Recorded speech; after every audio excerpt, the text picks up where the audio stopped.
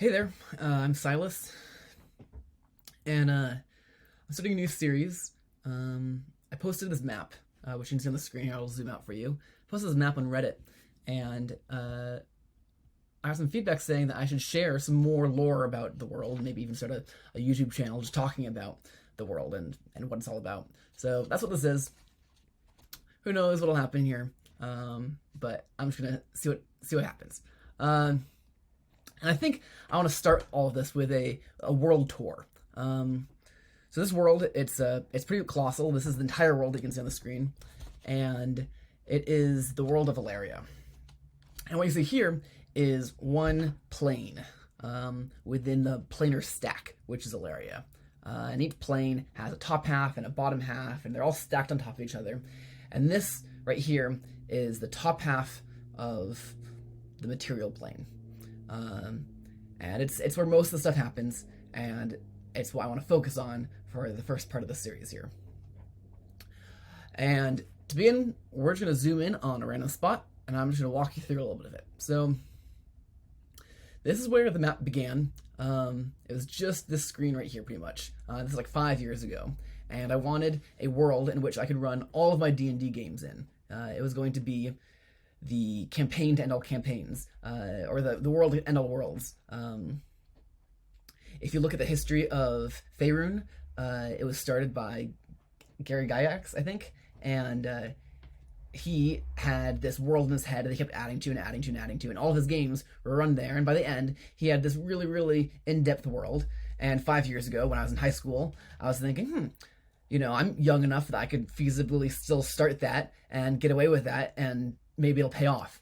And that's what I've done, and it's been 5 years, and it's nowhere near at the level of where Faerun is now, but it has had 5 years of all of my campaigns being run in it, and 5 years of drawing this map and adding to this world, and 5 years of working on the wiki that's associated with it. And obviously I do other things in my free time, but there's a lot of stuff here. So anyways, 5 years ago, I start on this tiny little map here that you can see on the screen, and I realize that my players are eventually going to walk off the edge of the map, and I'm going to have to make a new map, and then a new map after that, and if I, make the world bigger, that's not going to work either. So I decided I had to go all the way and make the entire world. And you can see that the entire world, the land still goes off the edges here. And that's because the world tiles. And this is partly because, as a human being who's making this map, it's easier to make square maps because a lot of software works in square images, or rectangular images. But also, this size seemed big enough, and I figured it'd be easier to make a lore explanation for why the map ended, rather than saying, oh yeah, the world just happens to be only 1,000 miles wide, which just isn't that big. It wasn't big enough to cram all the fantasy tropes that I wanted to jam into here.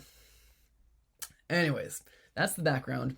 I'm going to zoom back into our little spot we started 5 years ago, and we're going to talk about Sylke, which is right here. It's a little hard to see. Sylke, Tornia, and Joswik. So these are 3 human kingdoms. They were started by, this used to be one kingdom on this island of Afrenia. You can see right here, Afrenia. One kingdom owned by one guy who was pretty powerful. It's a rich kingdom. They've got resources in the mountains, lots of minerals, good arable land, good farmland. King gives it to his 3 kids, his 2 sons and his daughter, splits up the land, and that works okay until his daughter has a hissy fit and decides that she wants all the land. And youngest son, who takes Joswik, doesn't really know what he's doing, and older son, Tornia, likes watching boat races, which happen in the Gemcrest Bay, and can't be bothered to deal with the politicking. And so what's currently happening right now is the people of Sylke, or really the Queen of Sylke, is pushing pretty hard for a hostile takeover. Ideally not hostile, but that's what's kind of turning into. Sylke, she's, not, her name's not Sylke, but the Queen of Sylke, master of spies, has watchers everywhere, pretty heavy use of sacrificial magic. That's where all the magic in Alaria comes from. You sacrifice someone, and the life, the energy of their life can be channeled into anything you want. And there's a lot of other kinds of magic, of course, but the really powerful magic comes from that, and there's no limit to that kind of magic. You just have to have enough lives. The Sylke, Queen of Sylke, she doesn't have a lot of moral qualms with this sort of thing, and so of course her palace is, the walls are protected with enchantments made from the lives of sacrificed slaves. Pretty dark stuff, but of course all of this kind of darker background feeds into creating a more interesting adventure if you then run players through it. When your entire world's most powerful form of magic is deeply wrong and horrible, it means that wherever you want to include powerful magic, you've automatically inserted this pretty dark, evil shit into it, which is fantastic in terms of instigating adventure. In the south, that's Joswik. A lot of the stuff, Joswik, my players haven't been through here, so the lore is a little bit less fleshed out. But there's some dwarves in these mountains here who have kind of assimilated with the humans who live on this continent, or this large island, really. You've got some, I think, more dwarves here who live underground. No one lives on here. This is the Meadow of Laughter, really messed up meadow full of flowers that give you uncontrollable laughter. Haven't figured out the exact details for running the game here, but I'm imagining a situation where people wander in, it's fun, it's lovely, flowers probably have some cool magical properties, maybe I'll bury some lovely treasure in there to entice people in, but the entire thing is pretty cursed.